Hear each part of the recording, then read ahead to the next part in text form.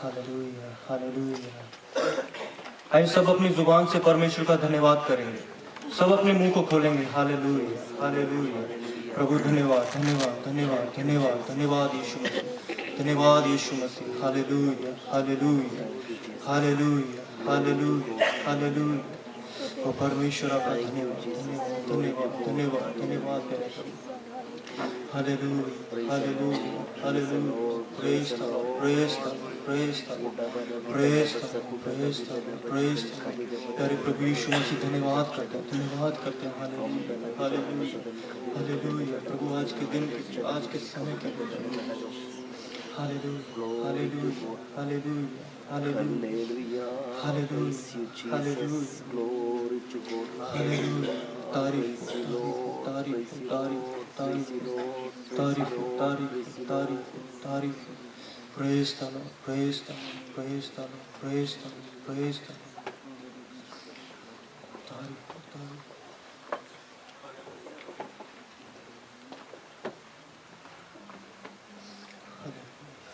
Hallelujah, hallelujah.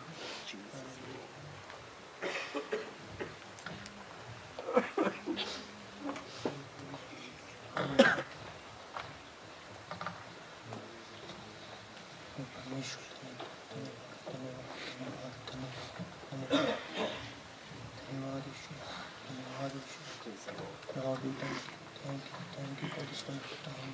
Hallelujah.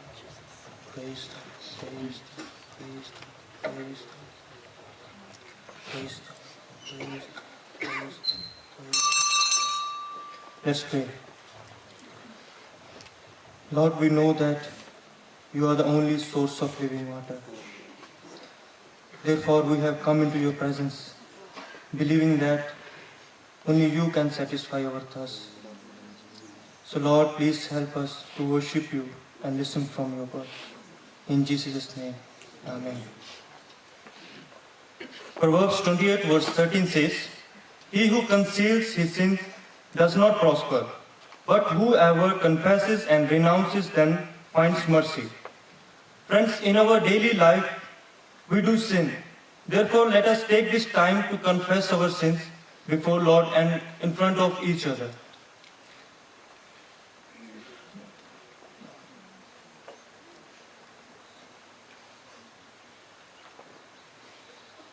Dear friends, let us be happy and be assured that God has forgiven our sins.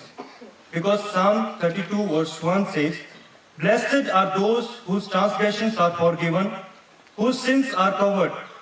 Therefore, rise up in our respective places and sing this song, "बहता दरिया यीशु मेरा, आ इसमें तू डूब जा."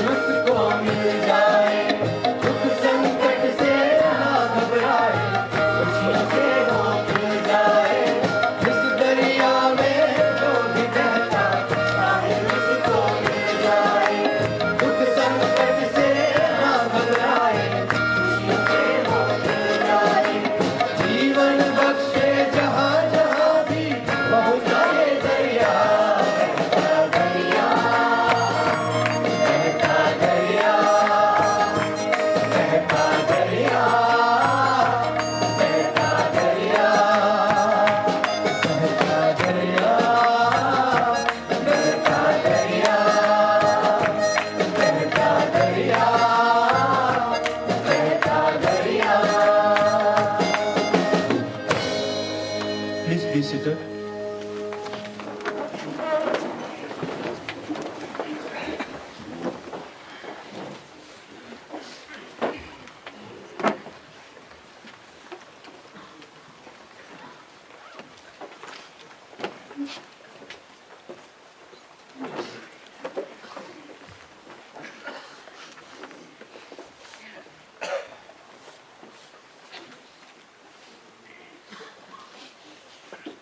After completing my 10th standard in my own village school, और मेरे खुद के गांव के एक विद्यालय से मेरी 10वीं की पढ़ाई पूरा करने के बाद I got admission for 11th standard in another village school. और मैंने एक दूसरे गांव के विद्यालय में 11वीं क्लास में दाखिला लिया, It was 3 kilometers far from my village. और जो वो मेरे गांव से 3 किलोमीटर दूर था। The name of that village was Talhan. और उस गांव का नाम तलहन था। There was a gurdwara in that village. और उस गांव में एक गुरुद्वारा था। The people of that village were very religious and served to each other. और उस गांव के लोग बहुत ही धार्मिक और एक दूसरे की सेवा करने वाले थे। Whenever I used to visit that gurdwara, I used to see people engaged in all kinds of services. और जब कभी मैं उस गुरुद्वारे में जाता था तो मैं उस लोगों को देखता था कि वे सारे कामों में लिप्त हैं।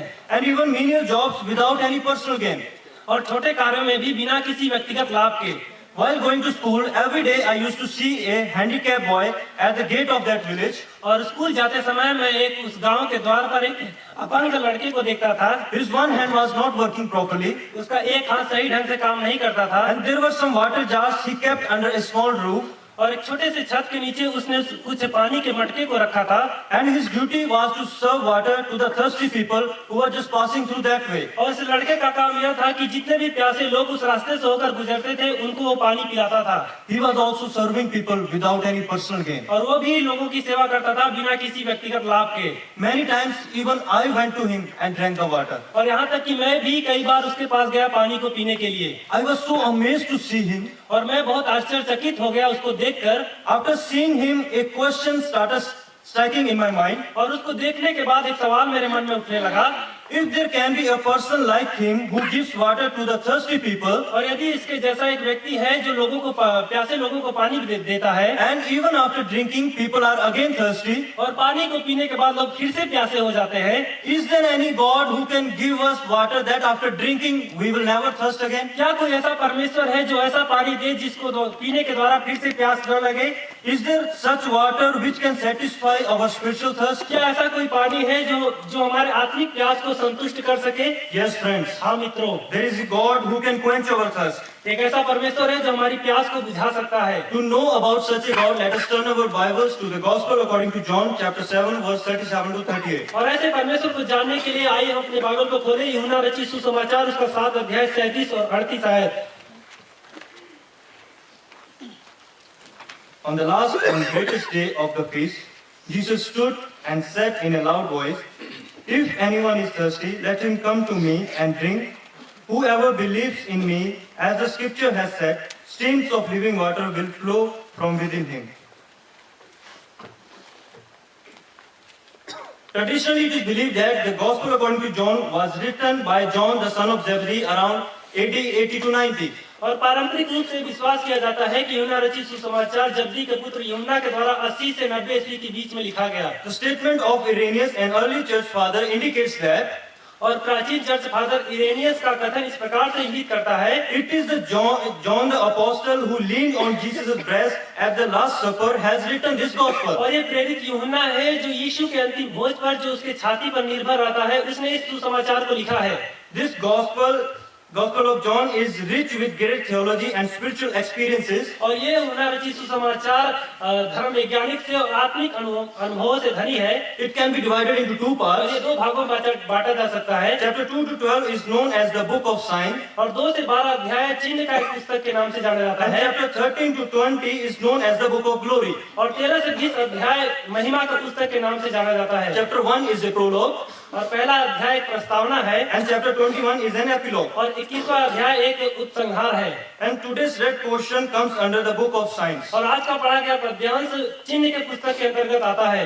John looks at the story of Jesus in a different angle from the synoptic writers. और यूहन्ना यीशु मसीह की कहानी को सिनेप्टिक लेखकों से अलग तरीके से देखता है। Content is same, but the tone and language are different. विशेष वही है लेकिन धुन और भाषा अलग है। It is written specially for Christian community who were excommunicated from the synagogue, और ये उस मसीही समुदाय को लिखा गया था जो आराधनालय से बहिष्कृत किए गए थे, so that they may have opportunity to taste the new wine, new worship, new water, and new life in Christ. ताकि वे भी अपने जीवन में नए दाखरस को, नए आराधना को, नए पानी को और मसीह में नए जीवन को अनुभव कर सके।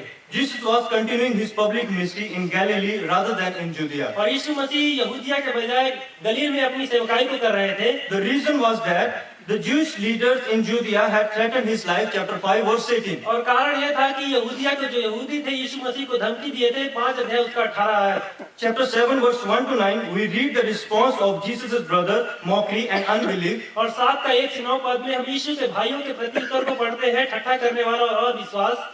Verses 10 to 19 deal with the response of Jews seeking yet questioning. और 10 से 19 आयत में हम यहूदियों के प्रत्युत्तर को पढ़ते हैं, ढूंढना और सवाल को उठाना।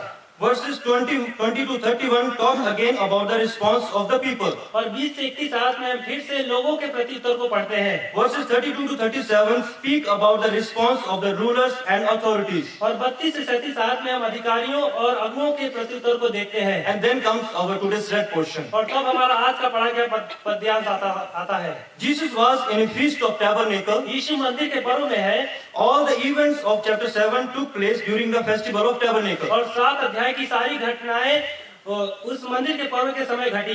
Verses 37 and 38 are very important in this chapter. और 37 और 38 आयत इस 7वें अध्याय का बहुत महत्वपूर्ण आयत है। Here Jesus gives the open invitation for human quest. और यहाँ पर यीशु मसीह खुले हुए आमंत्रण को लोगों को देते हैं। Therefore, keeping this text and the story in my mind, I would like to speak on. और इसलिए इस पद्यांश को और कहानी को अपने दिमाग में रखते हुए मैं इस बिंदु पर बोलना चाहूँगा। Jesus, the source of living water. यीशु जीवन जल का स्रोत। Jesus, the source of living water. यीशु जीवन जल का स्रोत।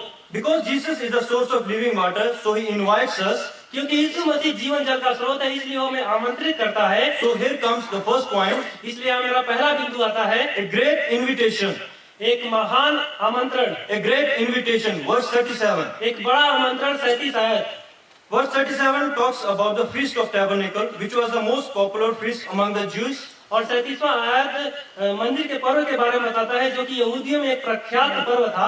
It was so popular that it was simply written as the feast. और ये बहुत प्रख्यात है, इसलिए केवल साधारण रूप से एक पर्व के रूप में लिखा गया है। The feast was also known by different names, such as the Feast of Ingathering, which we find in Exodus chapter 23, verse 16. और जो पर्व है वो विभिन्न नामों से जाना गया, जैसे कि इकट्ठा होने का पर्व जो हम पाते हैं निर्गमन 23 का 16 में। And also the festival of the Lord, Leviticus chapter 23, verse 29. और प्रभु का पर्व व्यवस्था उसका 23 का 39 आयत। And the Feast of Tabernacle was celebrated for 7 days. और मंदिर का जो पर्व होता था वो 7 दिन तक के लिए मनाया जाता था। Each Jewish family builds a small tent like a hut in their yard. और प्रत्येक यहूदी परिवार एक झोपड़ी या एक तंबू को बनाते थे। Particular of this feast, for this Feast of Tabernacle. खासकर इस मंदिर के पर्व के लिए। Then they moved out of their homes into the hut for 7 days. और तब वो अपने घर से उस झोपड़ी में 7 दिन तक के लिए जाते थे। This feast celebrated for special 2 significant events that took place in the Old Testament. और ये जो पर्व है पुराने नियम के खासकर 2 घटनाओं के लिए मनाया जाता था। Firstly, पहला, it is celebrated in remembrance of the days और ये पर्व मनाया जाता था दिनों को याद करने के लिए, when Israel wandered in the wilderness as strangers and pilgrims without a homeland.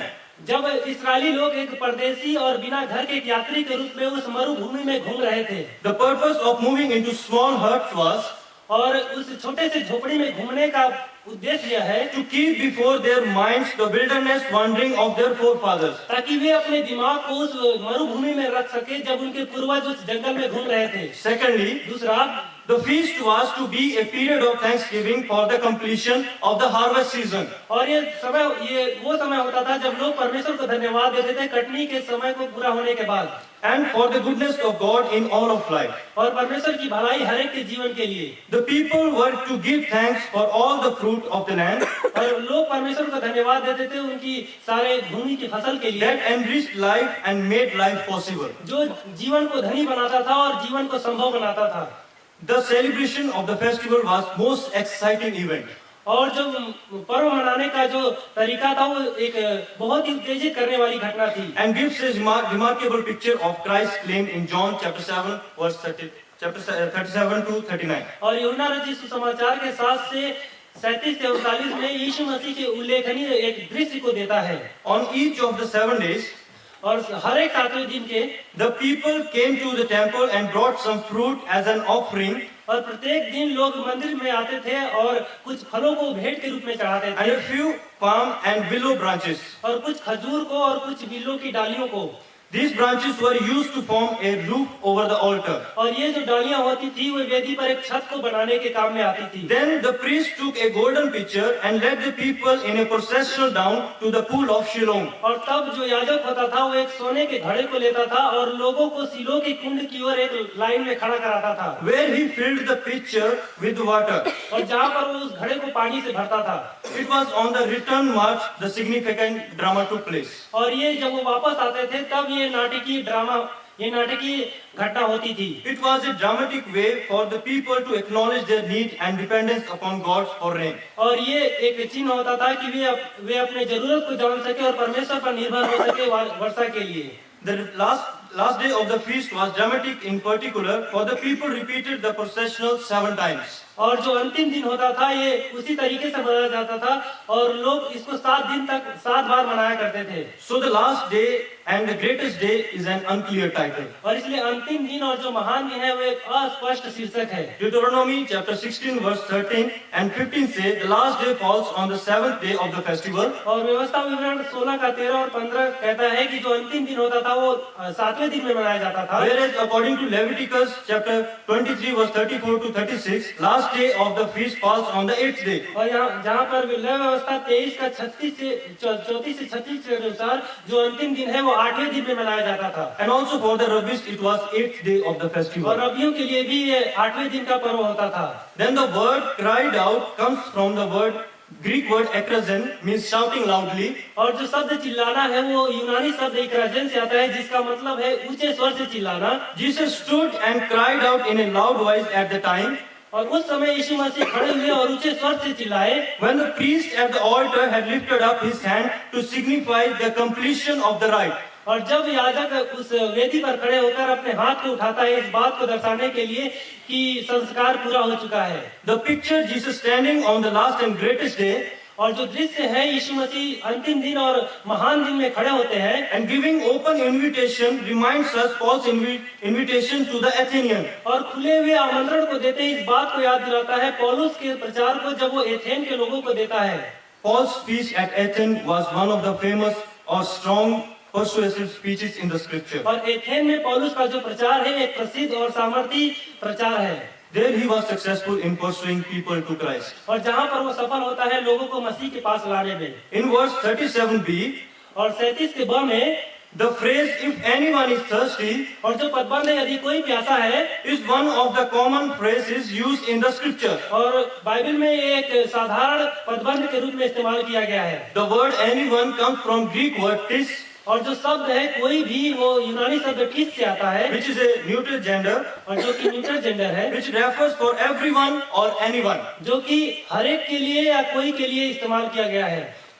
Is one of the it makes clear that the invitation is for everyone who is thirsty and wants to drink. और ये इस बात को स्पष्ट करता है कि ये जो आमंत्रण है वो हर एक के लिए जो प्यासा है और पीना चाहते हैं। There are various translations for this particular phrase.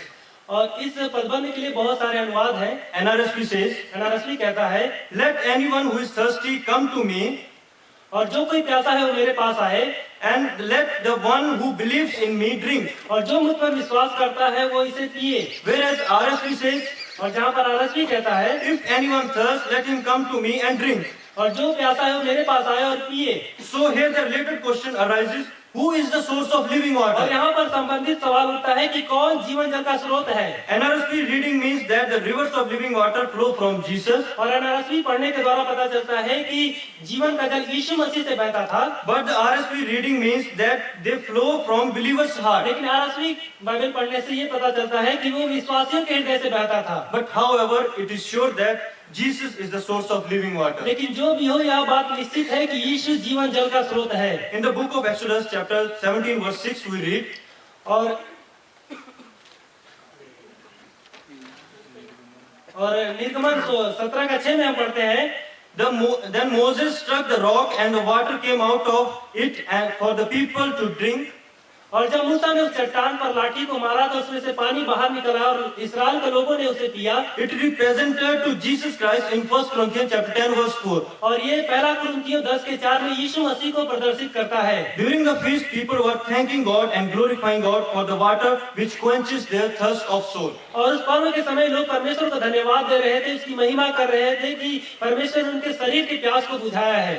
But here comes Jesus, लेकिन यहाँ यीशु आते हैं, giving open invitation for the water, एक खुला हुआ आमंत्रण देते हैं पानी के लिए, which will quench the thirst of their souls. जो उनके आत्माओं के प्यास को बुझाता है। The phrase "if anyone is thirsty" और जो पदबंध है, यदि कोई प्यासा है, takes us to Isaiah chapter 55 verse 1, वो हमें यशायाह 55 के 1 आयत में ले जाता है, where we read, जहाँ हम पढ़ते हैं, "Come all you who are thirsty, come to the waters, and you who have no money, come buy and eat." और आओ सारे प्यासे लोगों, पानी के पास आओ, और जिसके पास पैसा नहीं है वो भी मोल लेकर खाए। This idea is also found in Isaiah chapter 12 verse 3, chapter 43 verse 3 and 20. और ये पदबंध हम यशायाह के 12 के 3, 43 के 3 और 20 में भी पा सकते हैं, Which implies that God gives us salvation, a total well-being by His Holy Spirit. और जो ये बताता है कि परमेश्वर अपने आत्मा के द्वारा उद्धार देता है और एक संपूर्ण अस्तित्व को देता है। Friends, मित्रों, what a privileged people we are to experience and taste the living water. कितने ही सौभाग्यशाली लोग हैं हम कि हम इस जीवन जल को अनुभव करते हैं। But you know, we are in a place known for holy rivers and places. लेकिन क्या आप जानते हैं कि हम ऐसे जगह पर हैं जो एक पवित्र नदी और जगह के नाम से जाना जाता है। We all are aware of Hindu pilgrim centers in our country, India. और हम सभी इस बात से परिचित हैं अपने हिंदू धामों के लिए जो हमारे भारत देश में है। This Uttarakhand called as Devbhumi. और ये उत्तराखंड एक देवभूमि के नाम से कहा जाता है। During Hindu festival, lakhs of people used to come to Haridwar और हिंदू पर्व के समय लाखों लोग हरिद्वार में आते हैं, only to have a glimpse of Absolute One, केवल एक दर्शन करने के लिए, or to make their sins washed in Ganges river, या फिर अपने पाप को उस गंगा नदी में धोने के लिए, or to obtain moksha. या फिर मोक्ष पाने के लिए। They strongly believe in their gods and goddesses. और वे अपने देवी देवताओं में भी विश्वास करते हैं। But friends, लेकिन मित्रों, they are searching God or living water in a wrong place. वे परमेश्वर को और जीवन जल को एक गलत जगह में ढूंढ रहे हैं। Is it possible in this modern age to go in a festival like Kumbh Mela क्या इस आधुनिक युग में संभव है कि हम कुंभ मेला जगहों में जैसे जाएं and stand and give open invitation? और वहां पर खड़े होकर एक खुला हुआ आमंत्रण दें? It seems hard, ये मुश्किल हो सकती है, but not impossible. लेकिन असंभव नहीं है।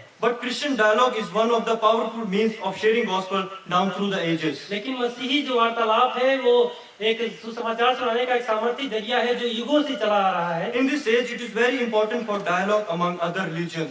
और आज के युग में बहुत ही महत्वपूर्ण है कि हम दूसरे धर्मों में जाकर इस वार्तालाप को सुनाएं। People of God, परमेश्वर के लोगों, today still Jesus is calling who are thirsty to come drink from Him. यीशु आज भी लोगों को बुला रहे हैं जो प्यासे हैं और पीना चाहते हैं। What about our Hindu friends? हमारे हिंदू दोस्तों के बारे में क्या? If we will not go and share the gospel, then who will go? यदि हम जाकर उनको सुसमाचार नहीं सुनाएंगे तो कौन जाएगा? What about us? हमारे बारे में क्या? Are we really quest for God in our everyday life? क्या हम अपने प्रतिदिन के जीवन में परमेश्वर को तलाश रहे हैं? How privileged we are to know the living God. कितने ही सौभाग्यशाली लोग हैं हम कि हम जीवित परमेश्वर को जानते हैं। Friends, मित्रों, accepting the invitation is not enough, केवल आमंत्रण को ग्रहण करना ही काफी नहीं है, but we have to believe in Him according to the scripture. लेकिन वचन के अनुसार हमें उस पर विश्वास भी करना है। Therefore, the second point is इसलिए दूसरा बिंदु इस प्रकार से है, a great invitation with condition. एक बड़ा आमंत्रण शर्त के साथ। A great invitation with condition, verse 38. एक महान आमंत्रण शर्त के साथ 38 आयत।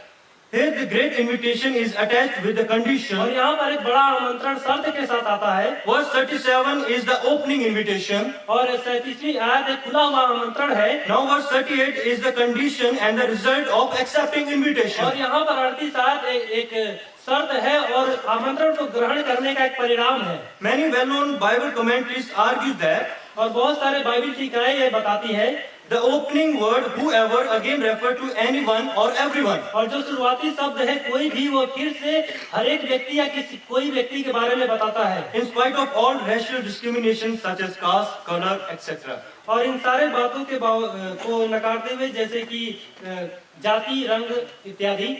And the word believe is paralleled with the word drinking. और जो शब्द विश्वास करना है वो पीने शब्द के समानांतर है। The word believe comes from Greek word pisto, और जो विश्वास करना शब्द है वो यूनानी शब्द पिस्टियो से आता है, which means to believe in God or to trust in Him. जिसका मतलब है परमेश्वर पर विश्वास करना और उस पर भरोसा करना। Belief creates complete dependence upon the Lord, not independence. और विश्वास करना परमेश्वर पर संपूर्ण निर्भरता को दिखाता है, अनिर्भरता को नहीं। Jesus' proclamation to come and believe in Him redefines the traditional way of celebration. और यीशु की घोषणा की आओ और मुझ पर विश्वास करो पर्व मनाने की पारंपरिक क्रिया को पुनः परिभाषित करता है। Instead of pouring water before God, और परमेश्वर के सामने पानी उंडेलने के बजाय Jesus draws the attention of worshipper to Himself by inviting them to come to Him to receive the water. और यीशु मसीह आराधकों के ध्यान को अपनी ओर केंद्रित करते हैं कि मेरे पास आओ, विश्वास करो और पानी को ग्रहण करो।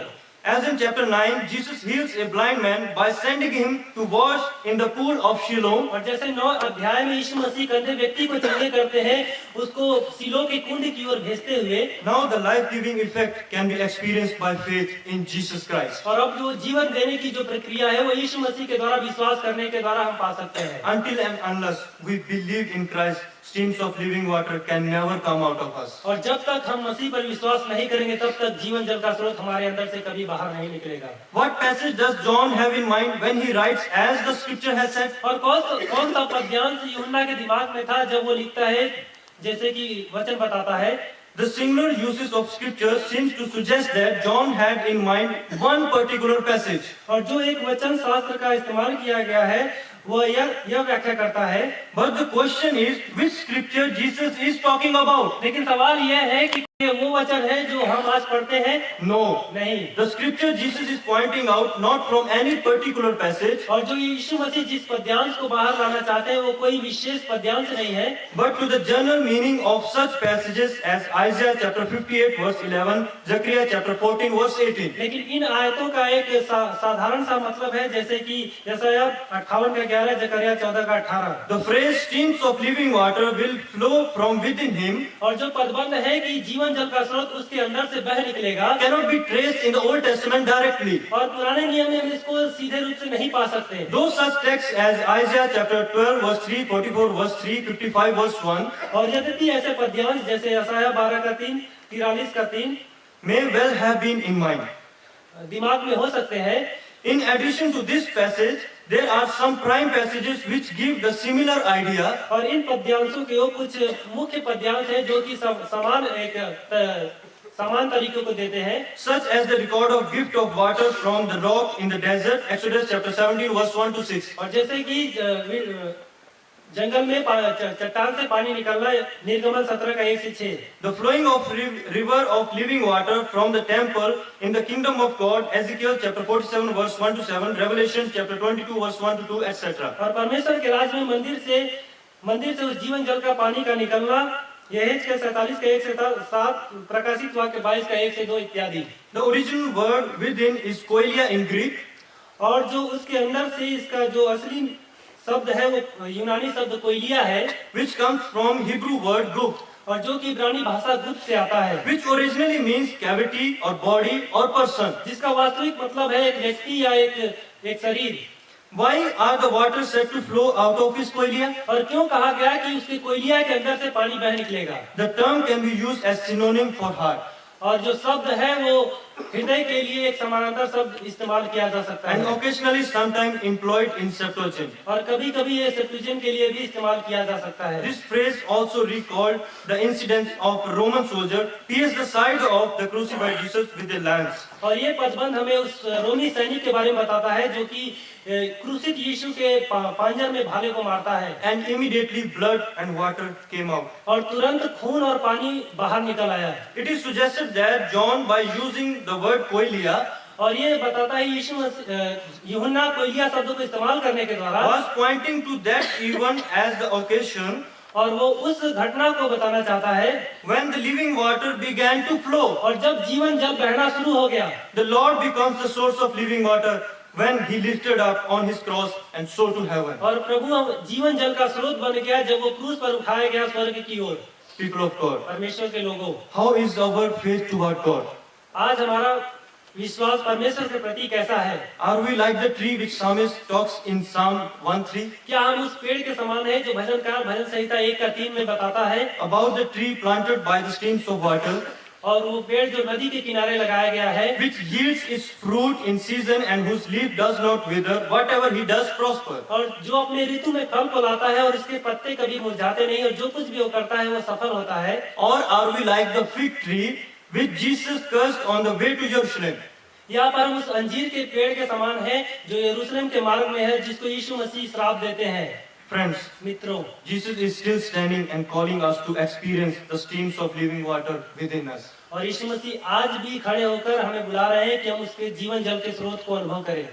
It is not a one-time event, but lifelong experience. केवल ये एक बार का घटना नहीं है लेकिन ये जीवन भर का अनुभव है। Friends, water is the necessary need of human beings. मित्रों, पानी मनुष्य का एक जरूरत है As Saint Augustine says rightly, और जैसे कि संत अगस्तीन ने सही ही कहा है, God has made a vacuum in every human being, परमेश्वर ने हर एक मानव के अंदर एक खाली स्थान को बनाया है and the vacuum can be filled only through God. और वो खाली स्थान केवल परमेश्वर के द्वारा भरा जा सकता है। Jesus is the source of everything in our life. यीशु हमारे जीवन के हर एक चीज का स्रोत है Our thirst can be quenched only by Jesus Christ. और हमारा प्यास केवल यीशु मसीह के द्वारा ही बुझाया जा सकता है। Friends, मित्रों, today who is our source of life? आज हमारे जीवन का स्रोत कौन है? Is it from worldly things we drive our source, क्या ये संसारिक चीजें हैं जो हमारे स्रोत को चला रही हैं or from our Lord Jesus Christ? या फिर हमारे प्रभु यीशु मसीह के द्वारा है? The worldly things are for short time, और जो संसारिक चीजें हैं वो थोड़े समय के लिए हैं, but Jesus, the source of life, is for eternal. लेकिन यीशु जीवन जल का स्रोत वो अनंत काल के लिए है। People of God, परमेश्वर के लोगों, we have been hearing on Jesus as the source of living हम water, सुन रहे हैं कि यीशु जीवन जल का स्रोत है and his open invitation to the people to come to him and experience the streams of living water. और उसका खुला हुआ आमंत्रण कि लोग उसके पास आए और उसके जीवन जल में से पिए। It is very interesting to see in many places in the scripture that the invitation is attached with condition. और ये बहुत ही रुचिकर है कि हम वचन में देखते हैं बहुत बार कि जो आमंत्रण है वो शर्त के साथ आता है। Friends, today the whole world is in search of truth or absolute one. मित्रों, आज सारा संसार एक सच्चाई की खोज में है और एक महान व्यक्ति की खोज में है, But the means they take is different. लेकिन जिस अर्थ को लेते हैं वो अलग है। Many people opt for many things to quench their thirst. और बहुत सारे लोग बहुत कामों को करते हैं अपने प्यास को बुझाने के लिए, But there are only two ways to quench our thirst. लेकिन केवल दो तरीके हैं अब हमारे प्यास को बुझाने के लिए। Either to quench our thirst from worldly things, या फिर हम अपने प्यास को संसारिक चीजों से बुझाएं, or we can quench our thirst from Jesus या Christ. फिर हम अपने प्यास को यीशु मसीह के द्वारा बुझा सकते हैं। As Jesus said, no one can serve two masters. और जैसे यीशु ने कहा कोई भी दो स्वामियों की सेवा नहीं कर सकता, So also we cannot quench our thirst from both God and worldly things. इसलिए हम भी अपने प्यास को दोनों चीज से नहीं बुझा सकते, संसारिक चीजों से और परमेश्वर से। Some people are quest for wealth, position and fame. और बहुत सारे लोग धन के लिए और महिमा के लिए और पदवी के खोज में रहते हैं, They are quenching their thirst from worldly things. और वे अपने प्यास को संसारिक चीजों से बुझा रहे हैं। But remember, लेकिन याद रखें, this is only for temporary moment. ये केवल थोड़े समय के लिए है। Friends, what about us? मित्रों, हमारे बारे में क्या? Are we longing for Him? क्या हम उसके लिए तरस रहे हैं? In other hands, there are people perishing without Christ. और दूसरी तरफ लोग मसीह के बिना नाश हो रहे हैं। Still today, Jesus is standing and loudly crying out, "Whoever is thirsty, come and drink from Him." और यीशु मसीह आज भी खड़े होकर ऊंचे स्वर से चिल्ला रहे हैं कि मेरे पास आओ और मुझसे पियो। Friends, some of us have experienced the streams of living water. मित्रों, हम में से बहुत लोगों ने जीवन जल को अनुभव किया है। And if you have not experienced yet, it is an opportunity to come and experience now. और ये अभी वो अवसर है कि अभी हम आए और उसका अनुभव करें। If we have experienced Jesus in our life, और यदि मसीह को हमने अपने जीवन में अनुभव किया है, then it is our duty and responsibility to bring others to experience the same that we have experienced. तब ये हमारा कर्तव्य है और जिम्मेदारी है कि हम दूसरों को भी मसीह के पास लाए ताकि वो भी अनुभव कर सके। Yes, friends. हाँ मित्रों, It is open invitation for everyone who believes in Him. और ये खुला हुआ आमंत्रण है जो उस पर विश्वास करता है। Shall we bow our heads क्या अपने सरों को झुकाएंगे and pause for a minute और एक पल के लिए रुक जाएं and examine ourselves? और अपने आप को जांचें। Are we quenching our thirst in these worldly things क्या हम अपने प्यास को इस सांसारिक चीजों से बुझा रहे हैं or in Jesus, the source of life? या फिर यीशु के द्वारा जो जीवन जल का स्रोत है? Let's pray. आइए प्रार्थना करें। प्यारे प्रभु यीशु मसीह जी, प्रभु हम धन्यवाद करते हैं खुदा कि आपने हमें समय दिया कि आपकी उपस्थिति में आ सके। प्रभु हमने जाना है कि आप ही जीवन जल के स्रोत हैं प्रभु। खुदावंद आपके बिना आपके सिवा और कोई नहीं जो हमारी आत्मिक प्यास को बुझा सके। प्यारे प्रभु लोग बहुत सी ऐसी जगहों में जाते हैं, बहुत से ऐसे कामों को करते हैं जिससे उनकी आत्मिक प्यास बुझ सके, लेकिन प्रभु वो नहीं जानते कि वो नाश की ओर जा रहे हैं। प्रभु हमारी प्रार्थना है कि प्रभु आप अनुग्रह करें ताकि वो भी आपके अनुग्रह को पा सकें। धन्यवाद करते हैं प्रभु इस वचन के लिए। हमारी प्रार्थना है कि आप इस वचन को हमारे हृदय में पिता और भी फलने दें, हमारी मदद करें। आने वाले समय को भी आपके हाथ में सौंपते हैं। प्रार्थना प्रभु यीशु मसीह के नाम से मांगते हैं। Now this is the time for intercession. और ये मध्यस्थता का समय है। I have some prayer requests. मेरे पास कुछ प्रार्थना विनती है। Let us pray for those who are hunger and thirst for the living water आइए हम उन लोगों के लिए प्रार्थना करेंगे जो भूखे हैं और प्यासे हैं and searching the living water in a wrong place. और जीवन जल को गलत जगह में ढूंढ रहे हैं। And let us pray for the servants of God so that they may enable other people to drink from the living water. आइए हम परमेश्वर को दासों के लिए प्रार्थना करें ताकि वे लोगों को योग्य बना सके, ताकि वे इस पानी को पी सके। If congregation has any prayer request, please share it now. और We'll pray together. यदि जमात के पास कोई प्रार्थना है तो आप बता सकते हैं, हम एक साथ प्रार्थना करेंगे।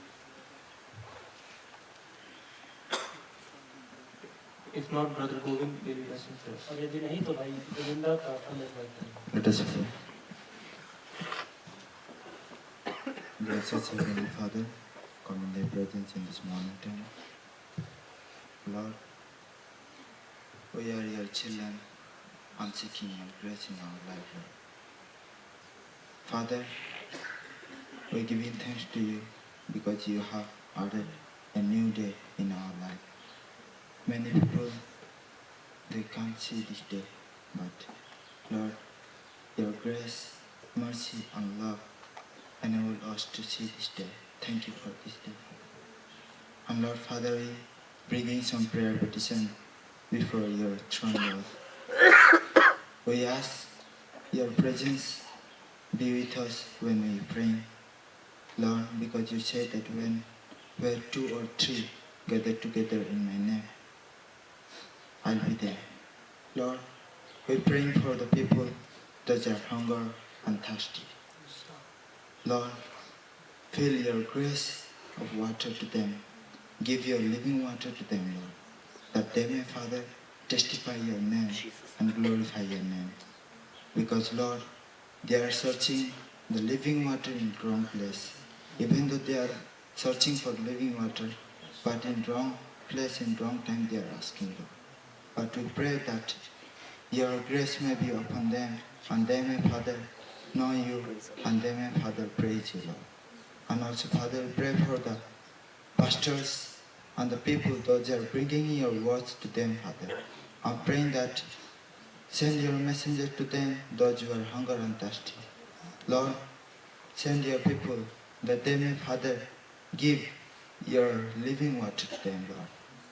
Yes, Lord, as we are your servant, Lord, send us too, Lord, that we may, Father, approach the people and give your living water to them. Yes, Lord, we pray for uncle and auntie, Lord, when they are going back to US, Lord, bless them and guide them in their travel. Yes, Lord, I submit everyone in your mighty care, Father.